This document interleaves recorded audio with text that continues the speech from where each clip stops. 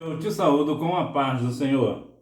Quais as diferenças entre fariseus, saduceus e herodianos?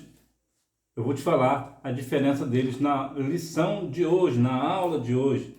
Também te darei as respostas da hora da revisão.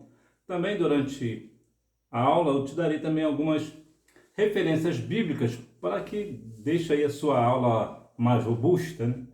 Lição número 8 da classe de adultos. Jesus viveu a experiência humana. Texto áudio. E percorria Jesus toda a Galiléia, ensinando nas suas sinagogas e pregando o evangelho do reino, e curando todas as enfermidades e moléstias entre o povo. Mateus capítulo 4, versículo 23. Verdade prática.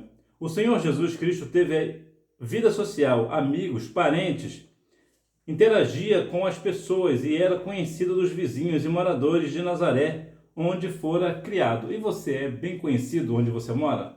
Qual é a tipo de interação que você tem onde você mora? Quais os tipos de vizinhos que você tem? Você sabe com quem você pode contar? Ou melhor, você é de fato uma referência para as pessoas, para os seus vizinhos? Lá em 2 Reis, capítulo 4, versículo 3, há uma questão aqui muito curiosa que vai realmente ilustrar a lição de hoje. Quando a mulher chega a Eliseu, o que Eliseu fala para ela? Olha, vai aos seus vizinhos e pede vasilhas emprestadas, ou vasos emprestados, né? Não poucas. E é interessante que ela foi e trouxe as vasilhas consigo. Por quê? Porque ela tinha um bom relacionamento com os seus vizinhos. Por isso, quando ela foi pedir emprestada, claro, eles vão emprestar, porque conhece a pessoa. Uma outra questão interessante sobre a questão de pedir emprestada é que geralmente quando nós vamos pedir emprestado alguma coisa a alguém, nós geralmente temos aquela, dependendo da intimidade da pessoa, né? Depende muito da forma da intimidade que nós temos com a pessoa, nós pedimos com uma certa liberdade, mas se nós não temos muita intimidade com essa pessoa, como nós pedimos? Nós relutamos um pouco, nós damos algumas voltas no assunto, né? Até para chegar, não, é que eu estou precisando disso, você pode me ceder o teu? Não é assim? Agora, quando é nosso amigo, quando realmente somos nossos vizinhos, o que nós fazemos, né? Aproveita que você não está fazendo nada, me empresta aquela ferramenta, aquilo outro, não é assim? Então isso traz para nós um bom entendimento da questão do Evangelho. Veja que Jesus ele interagia com os vizinhos, com parentes, com familiares, com amigos, com pessoas em geral. Por quê? Porque Jesus ele viveu essa experiência humana, ele possuía realmente essa habilidade de lidar também com as questões humanas. Introdução. O Senhor Jesus não viveu como anacoreta. Acho que é esse o nome, né? Ou seja, como um monge ou eremita em retiro solitariamente isolado da sociedade, nem ensinou essa prática aos seus discípulos. Ou seja, ele teve uma vida social, ele não viveu enclausurado num quarto, numa sala, ou seja o que for, num mosteiro, né? De maneira nenhuma. Ele teve a sua vida social e religiosa vivida no ápice, no máximo. E é interessante falar sobre a questão religiosa aqui, porque vai entrar na questão de religião. Eu sempre falo aqui que é uma pessoa religiosa diferente de uma pessoa que tem religião, mas no caso de Cristo é porque ele era a religião. Então, como ele era a religião e é a religião, ele, claro, ele vai viver a sua vida religiosa. A experiência humana no ministério de Jesus. Os debates com as autoridades. Os fariseus. O nome vem do hebraico, que significa separados, porque não concordavam com os saduceus. Defendiam a tradição acima das escrituras e a separação do Estado da religião.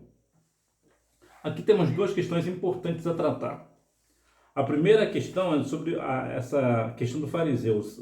O nome separado não significa necessariamente que eles eram separados por ser santos, né? Porque santo significa separado.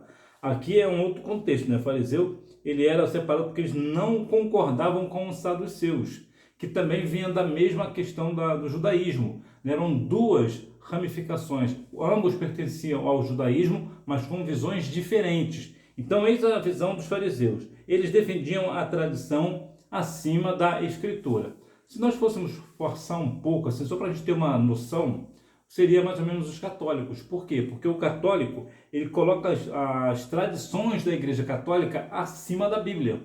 Era exatamente isso que os fariseus faziam. Eles achavam que as tradições judaicas, por exemplo, de guardar o sábado, toda aquela questão de ritual dos levitas, por exemplo, né, tudo que é aquilo que pertencia à questão da tradição lá do Pentateuco, principalmente, para eles essas tradições eram muito mais importantes do que as escrituras, ou seja, entre praticar a escritura e praticar a tradição do judaísmo, vamos praticar a tradição, porque a tradição é muito mais importante do que a Bíblia. Isso aqui é o ponto dos fariseus. Uma outra questão também da separação, da questão que eles tinham também, era que eles eram separados, queriam a separação do Estado e da religião. O que é o Estado, né? O Estado é o governo, Então, nós chamamos o que? O governo de Estado, Estado de governo. Então, eles queriam uma separação. E hoje, tendo em vista a política, de um modo geral, ela sempre foi forte em todos os países do mundo, né? Sempre houve essa questão política, né? A política, geralmente, ela é muito forte, e a religião também. E muitas vezes, e não são poucas, o cristianismo, ele sempre briga, né, num bom sentido da palavra, com a questão da religião interferir, ou melhor, do Estado interferir na religião. É importante ressaltar que muitas pessoas, isso aqui é um pensamento meu, você tem toda a liberdade de discordar de mim. Os cristãos hoje vivem uma cena um pouco diferente. Por quê? Porque agora eles não querem necessariamente o Estado e a religião separados. Por que eu digo isso? Porque, em parte, eu concordo que o Estado não tem que ter junto com a religião, e no caso nosso, do cristianismo, eu não digo das outras religiões, eu digo da nossa. Então, por que eu digo isso? Porque hoje a visão é um pouco diferente. Hoje os pastores, os líderes em geral do evangelho no Brasil, eles querem ter uma parte na política, eles querem um cargo público, ser vereador, prefeito, governador, e talvez até o presidente, senador. Então veja aqui uma questão que é complicada, é bem complexo isso. Por quê? Porque eu particularmente, eu concordo plenamente que a igreja não deve tratar de questões políticas. O que eu quero dizer é o seguinte: nós não precisamos, de maneira nenhuma, ter um representante da igreja lá em Brasília. Nós não precisamos. Por que nós não precisamos? Porque nós não precisamos de representantes, porque nós somos os representantes de Cristo aqui. E Cristo deixou bem separada essa questão de religião e Estado, Estado e religião. Nós devemos ter claro, nós devemos, pelo Estado, como já o próprio Jesus disse, né, dar a César o que é de César e a Deus o que é de Deus. Mas aqui, quero deixar esse ponto aqui bem claro, que nós devemos, ou melhor, nós não devemos nos enfiar nessas questões políticas, de defender político A, ou político B, ou político C, independente dessas questões. Por que não? Porque, de modo geral, o Estado ele será sempre a mesma coisa, será sempre mais do mesmo. Por quê?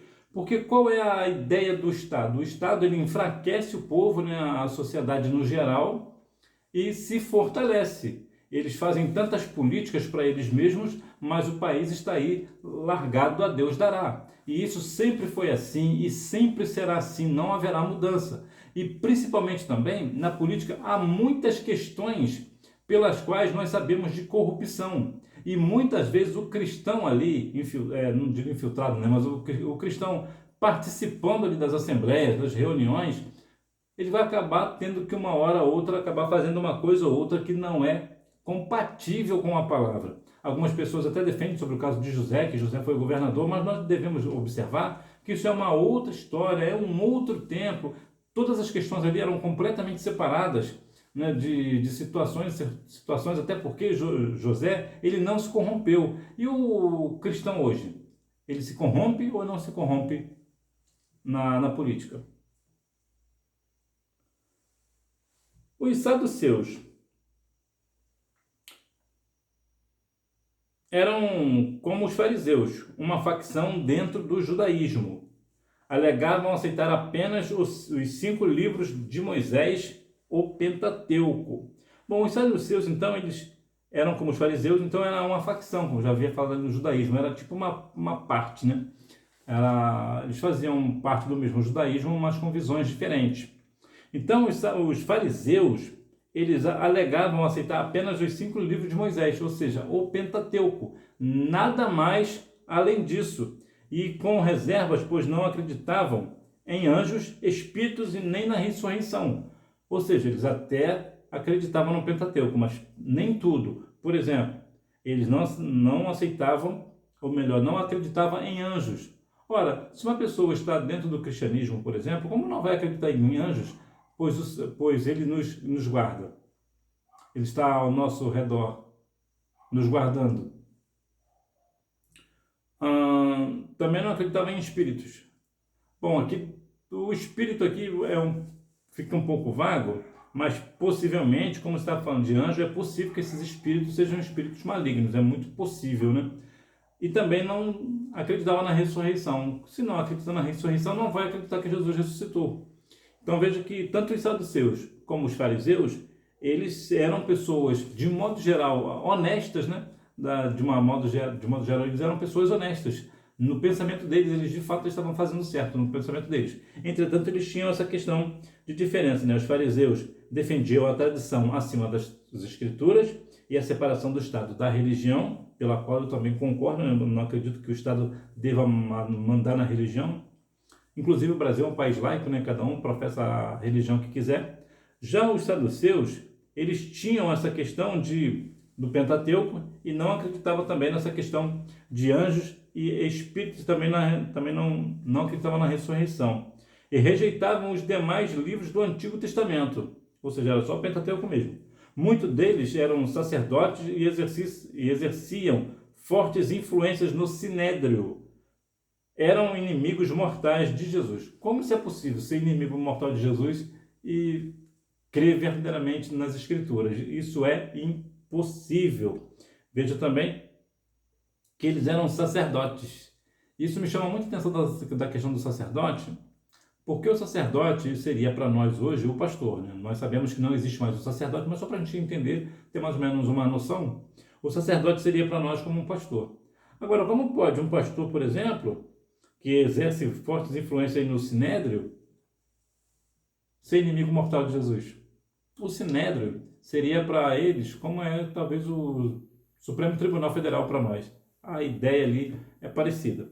Então eles tinham muita influência, eram pessoas importantes na sociedade, as pessoas acreditavam neles, davam muita credibilidade a eles. Então veja que eles, de modo geral, faziam as coisas pensando que estavam fazendo para Deus, mas estavam completamente equivocados. Entretanto, há uma questão particular entre fariseus e saduceus. Eles têm uma coisa em comum, que era, eles uniram forças, separando todos os obstáculos ideológicos, né, que havia entre eles, a fim de somar forças para matarem a Cristo. Ou seja, olha, eu tenho isso diferente de você, você tem isso diferente de mim, mas nós temos algo em comum. Nós odiamos a Cristo, então vamos unir nossas forças, armar algo para que nós venhamos matar a Jesus. Olha que situação, olha que ponto que vai a pessoa, né? Hoje nós vemos pessoas que têm uma questão muito parecida, porque se Jesus hoje aparecesse para as pessoas hoje, encarnado, né, como um homem, muitas pessoas, assim quando ele veio, da mesma e foi rejeitado, hoje seria a mesma coisa. Os herodianos eram os apoiadores da dinastia de Herodes, uma espécie de marqueteiros, buscando convencer o povo para impedir um governo direto de Roma. Ou seja, eles queriam ter o próprio governo, né? Foram instituídos com interesses nacionalistas e eram a favor dos impostos. E aqui vem essa questão foram instituídos com interesses nacionalistas e eram a favor dos impostos. Eu falo muito sobre a questão do imposto, porque todo imposto, para mim, ele é imoral. Por que eu digo que o imposto é imoral? Porque imagina que você trabalha, ainda mais se você é empresário, é dono de empresa, você vai entender bem esse lado. Você paga o salário ao seu funcionário, o seu funcionário, devido aos impostos, acaba ficando caro, mais caro para você. Aí, ao invés de você dar um salário melhor para o seu funcionário e talvez ter um lucro melhor na sua empresa, você não pode, porque de tudo que você produz, uma boa parte vai para o governo em forma de imposto. E o que o governo devolve para você? Nada, absolutamente nada. Muitas pessoas defendem o Estado também, defendem o imposto, mas se nós formos observar, na bem da verdade, imagina, por exemplo, que você não pague imposto absolutamente de nada, absolutamente de nada. Vamos pensar numa situação dessa. O que acontece?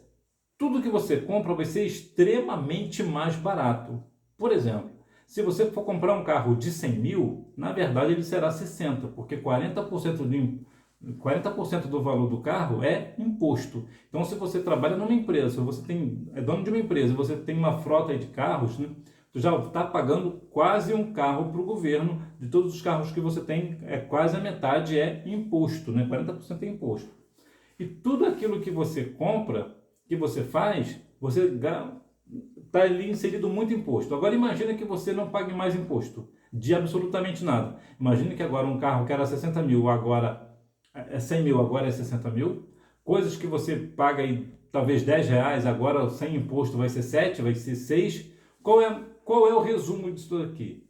Com esse resumo, você vai ter muito mais dinheiro em caixa, na sua casa.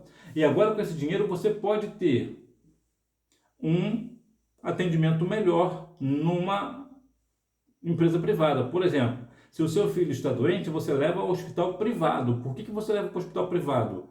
Porque você tem condições de pagar, porque você não paga imposto de absolutamente nada. Então o que você faz? Você leva o seu filho ao médico e, claro, ele será muito bem medicado. Por quê? Porque se aquele hospital particular não atender bem o seu filho, você não leva ele mais lá. E as pessoas também não vão levar mais ele lá. Por quê? Porque todo mundo sabe que aquele hospital vai fazer o quê? Tem um péssimo atendimento. Então, o que vai acontecer com esse hospital? Ele vai falir, ele vai quebrar. Então, aquele outro hospital que atende melhor, as pessoas vão correr para ele. Então, e o que o governo faz? Nessa questão da saúde, isso serve para todos os outros departamentos, todos os outros ministérios, é a mesma coisa. Como acontece conosco? Nós pagamos nossos impostos altíssimos, está aí 27,5% de imposto, de um monte de coisa que nós pagamos imposto, praticamente nós pagamos imposto de tudo, na verdade. Então, o que acontece? Você tem o seu filho está enfermo, você leva ao hospital e você vai ter que encarar o sistema do SUS, uma fila quilométrica, vai ficar horas no hospital, hora no plano, na questão do posto de saúde ou no hospital propriamente dito, e o seu filho terá um péssimo atendimento. Por quê? Porque aqui entra a questão da corrupção também. Mas o principal o governo não se importa de fato com as pessoas. E as pessoas hoje, principalmente cristãos, ficam aí brigando por político A e político B. Acredite, como diz minha mãe, é tudo farinha do mesmo saco. Não adianta nós tentarmos tampar o sol com a peneira. Então nós devemos nos alertar para esse ponto. É claro que eu não vou falar aqui para você não pagar o imposto. O imposto a gente tem que pagar porque é uma questão, como Jesus disse, dá a César o que é de César. Então nós temos que pagar o imposto até por uma questão moral e exemplar. Mas dizer que o imposto é honesto, não, o imposto não é honesto. O imposto, por exemplo, aconteceu recentemente no Nordeste uma seca, lá que não está tendo água por lá e o governo não libera água mais para lá. O que acontece? Lá no governo, a primeira-dama que fala, né? O que ela está fazendo? Ela gastou cerca de 60 mil para fazer uma coisa para ela, ali na casa ali do Palácio do Planalto, por ali, né? Por que tem dinheiro para eles e não tem dinheiro para o povo lá do Nordeste? Então, só para te dar um exemplo, né? E isso serve para tudo. No Maranhão, por exemplo, no Piauí também, lá no Pernambuco, você vê lugares que as pessoas há anos, décadas na verdade, décadas e mais décadas pisando na lama. Por quê? Porque o governo diz que não tem dinheiro para asfaltar as ruas. Faça-me o favor, né? E nós pagamos impostos e mais de imposto. E nós só vemos valores altíssimos, né? Por exemplo, só o governo agora atualmente cortou 5 bilhões e 500 milhões de reais da educação. E o corte vai crescendo cada vez mais. Como isso é possível? Eles ganhando tanto dinheiro, né? Se você for lá ver no impostômetro, vai ver lá no impostômetro, ver o que a gente já pagou de imposto. Você entra lá no Google e digita impostômetro, que ele vai dar exatamente o que o governo já arrecadou até aquele momento de imposto, e você vai ficar surpreendido com o valor que está lá. Aí vai dizer para mim que não tem dinheiro no Brasil, que o governo não tem dinheiro? Ele não tem dinheiro para nós, para eles têm. A vida social e religiosa de Jesus. O mestre participava de uma vida social intensa. A escolha dos seus discípulos, como Filipe, André, Pedro e Natanael, aconteceu num ambiente entre amigos.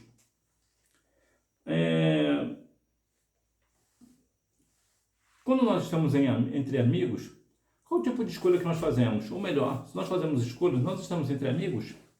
Quando você quer realizar algo e pensa em alguma coisa, qual é a primeira pessoa que vem à sua mente? Geralmente é um amigo, né? Uma pessoa próxima. Por quê? Porque você tem uma vida social com essa pessoa. Então, quando você tem uma vida pessoal com pessoas, é claro que você vai se lembrar dela ainda que ela não esteja presente. Agora, é importante que nós estejamos sempre entre amigos, né? Características próprias do ser humano. O Senhor Jesus Cristo, em sua experiência humana, participou de nossa fraqueza física e emocional, mas não de nossa fraqueza moral e espiritual, isto é, ele não pecou. Como é que eu posso dizer que Jesus teve características de uma pessoa, né, de um ser humano? Primeiro, Jesus nasceu de uma mulher. Toda pessoa nasce de onde? De uma mulher. Jesus também, portanto, é uma característica humana. Ou seja, ele teve o seu nascimento, contudo, foi normal e comum como de qualquer bebê, apesar de ter sido gerado pelo Espírito Santo. Ele também sofreu. Por exemplo, quando Lázaro morreu, Jesus chorou, lembra? Inclusive é um versículo menor versículo da Bíblia, né? Dependendo da tradução. Ele também sentiu angústia em alguns momentos. Quem é que sente angústia? Somos nós, as pessoas. Ele sentiu sono. Você já sentiu sono? Claro que você já sentiu sono. Jesus também. Por quê? Porque isso é uma característica humana. Sentiu fome. Bom, nessa questão de fome, né, o cristão tira aí de letra, né, como diz o povo aí, né? Por quê? Porque nós comemos bem, né? O crente, o crente come bem. Então, nós sentimos fome? Claro que nós sentimos fome. Jesus também sentiu, porque é uma característica humana. Ele também sentiu sede, da mesma forma que nós sentimos. Cansaço. Você também se cansa? Claro que você se cansa, você não é uma máquina. Então, Jesus também se cansou. E claro, Jesus morreu como todos nós também morreremos. A diferença é que Jesus ressuscitou ao terceiro dia, mas ele também experimentou aí a morte. Heresias que negam a humanidade de Jesus. Apolinarismo. Apolinário foi bispo de Laodiceia, nasceu provavelmente em 310 d.C. e morreu em 392. O apolinarismo é a doutrina que nega que Jesus encarnado teve espírito humano. Ora, se Jesus teve carne e não teve espírito humano, então o que foi que ele teve? É estranho, né? A linguagem teológica do Apolinário, os elementos constitutivos do ser humano são carne, alma animal e alma racional. Então, nessa questão, a alma seria a sede, né, os desejos, né, aquilo que nós desejamos, né, as paixões, apetites. A alma racional seria, em relação a Jesus, dizia que ele possuía um ser humano, uma psique humana, mas não uma pneuma humana. É bem complicado esse negócio, mas para resumir, segundo Apolinário, o Verbo, no caso Cristo, teria ocupado o lugar da alma na encarnação, com isso negando que Jesus tivesse espírito humano. É uma questão que nós vemos que quantas heresias vêm aparecendo e já existiam na época de Jesus sobre a questão de quererem negar a Cristo em todos os seus aspectos, tanto humano quanto o espiritual, né, a questão divina, sempre haverá, sempre houve, sempre haverá essa questão, porque de qualquer forma o mundo quer desacreditar na pessoa de Cristo. Mas nós sabemos que Jesus, ele foi humano, ele foi 100% homem e 100% Deus. Reação da igreja. A diferença é a sua impecabilidade, de modo que ele é o verdadeiro homem. O apolinarismo foi declarado heresia no concílio da Calcedônia em 451. A igreja, ela precisa ter sempre reações, ela precisa se impor. Assim como ela se impõe na questão política, por exemplo, na questão, e inclusive é uma questão política que, voltando a uma questão importante, eu particularmente, eu sou contra o pastor, por exemplo, que defende um candidato A, falar para a igreja votar naquele candidato A que ele está defendendo. Primeiro, nós devemos entender que o pastor, o líder, ele tem a responsabilidade de mostrar, se for uma questão política, de mostrar as partes, né, o que as pessoas defendem, né, aquele político A defende isso, o político B defende aquilo, então é com você que decide em quem você vai votar, e eu não vou te falar em quem que você vota. O voto é individual, cada um vota no seu candidato, ou vota nulo, né, ou em branco. Mas é importante que a igreja tenha uma reação. E nessas questões de heresia também. Quando alguém aparece com uma história nova, olha, o anjo me apareceu, o Senhor me apareceu num monte, me falou isso, me falou aquilo, que agora ele mudou essa regra, que agora não é mais assim, que agora é dessa forma que ele me falou, você já sabe que é algo que não é da parte do Senhor. Por quê? Porque Deus, ele é perfeito. Jesus, ele não erra. Então, uma vez que ele disse algo, é aquilo. Não tem como voltar atrás. Por quê? Porque se Jesus ou o Senhor errou, falou algo que agora ele está dizendo que não é, significa dizer que ele mentiu. E não há em Deus sombra de variação. Então nós devemos, como igreja, reagir quando alguém surge com algo novo. Nós devemos imediatamente interceptar, olha, não é assim, a Bíblia diz de outra forma, e explicar à pessoa, porque às vezes as pessoas nem fazem de maldade, mas é porque escutou alguém falando na internet, por exemplo, ou uma outra rede de comunicação, e acredita que aquilo está certo, e começa a achar que aquilo é daquela forma mesmo, e começa a falar coisas que a Bíblia não menciona. Então é importante a igreja ter essa reação, né? Ter essa postura de, olha, não é por aí não. Monotelismo é a doutrina cristológica do patriarca Sérgio de Constantinopla, que ensinava a ver em Cristo uma só vontade. O termo vem de duas palavras gregas, único, vontade. É uma questão que fala muito que o Senhor, ele nesse caso, ele teria somente uma vontade. Seria mais uma ideia de desejo, seria talvez até uma questão de carnal, né? Não que o Senhor Jesus tivesse, é como se Jesus tivesse desejos carnais. A ideia é essa daí. Sinopse: o apolinarismo e o monotelismo são duas heresias que negam a humanidade de Jesus. Como essas heresias se apresentam nos dias atuais? Quais países Jesus visitou quando esteve entre nós? Isso aqui é uma questão muito complexa, que as pessoas falam de um monte de coisa que a Bíblia não menciona. Não somente o movimento Nova Era, mas vários grupos ocultistas costumam ensinar que Jesus esteve na Índia. E os mormons declaram que ele esteve nos Estados Unidos. Então, Índia e Estados Unidos. Para Nova Era e para outras pessoas, outras religiões, falam que Jesus esteve na Índia. Outros falam, né, como no caso dos mormons, né, que ele esteve nos Estados Unidos. E eu pergunto, fazendo o quê? Na verdade, a Bíblia menciona somente 3 países pelos quais o Senhor Jesus passou, que foi o Egito, a Israel, né, propriamente dito, né, ele nasceu em Israel, e a Fenícia, que é a atual Líbano. Né, hoje o Líbano, que é a Fenícia, o Senhor Jesus também já passou por lá. Portanto, essa ideia de que o Senhor Jesus, na adolescência, né, geralmente costumam dizer que quando a Bíblia não menciona o nome de Jesus, que Jesus não fala nada sobre uma determinada idade de Jesus, é porque ele estava na Índia. Né? Geralmente falam muito da Índia. ou os mormons, né, que falam que estavam nos Estados Unidos. Isto não é verdade. Quando a Bíblia não menciona, Jesus só pode estar em um país, em Israel, a sua casa. Jesus era visto como alguém da comunidade. Sua maneira de viver e os seus ensinos refletem a cultura judaica e nada há que se pareça com a cultura hindu. O hinduísmo é a religião mais antiga do mundo.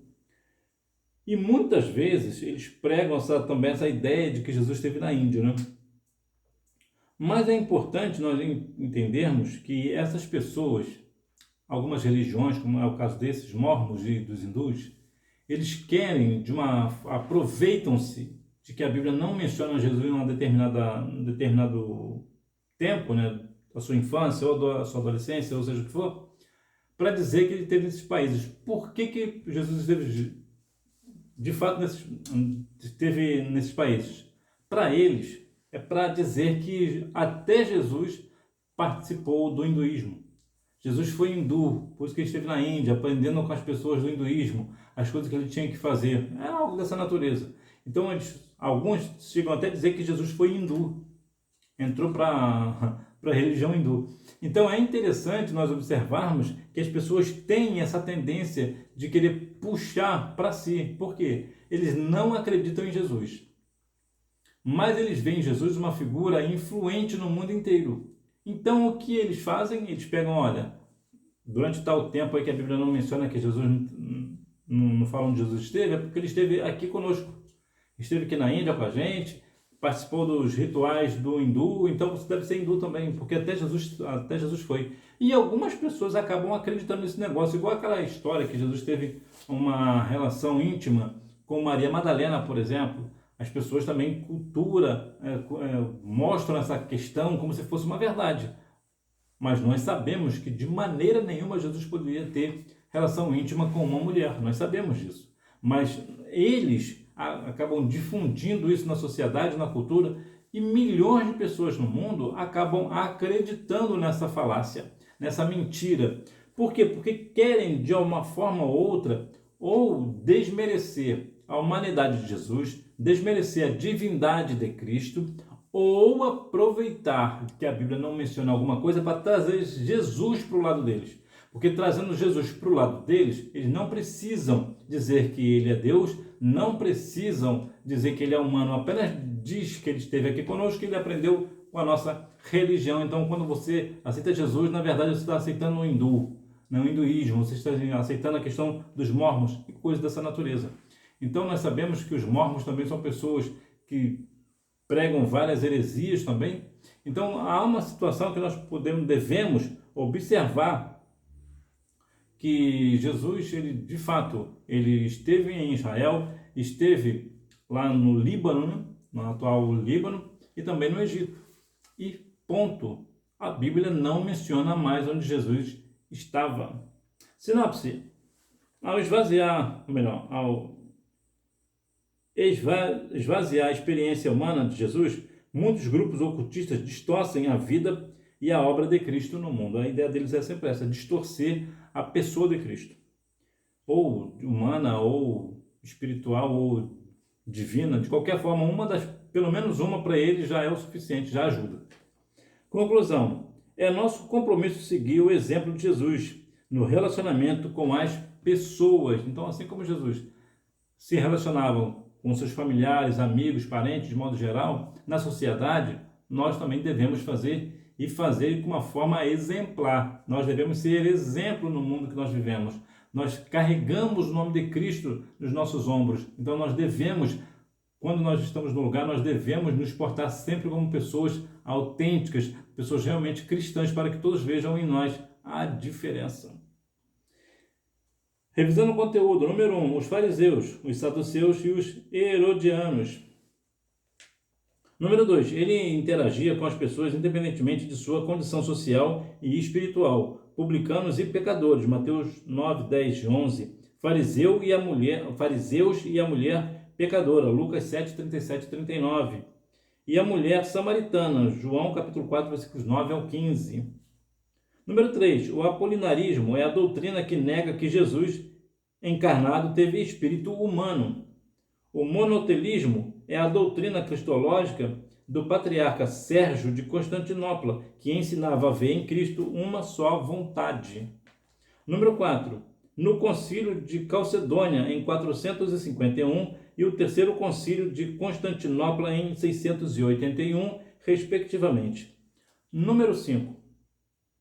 Os evangelhos não mostram um Jesus estranho em sua comunidade, e muito menos um forasteiro. Mateus capítulo 13, versículos 55 ao 57, João capítulo 7, do 15, 27, 41 ao e 42. Então, João capítulo 7, versículos 15, 27, 41 e 42.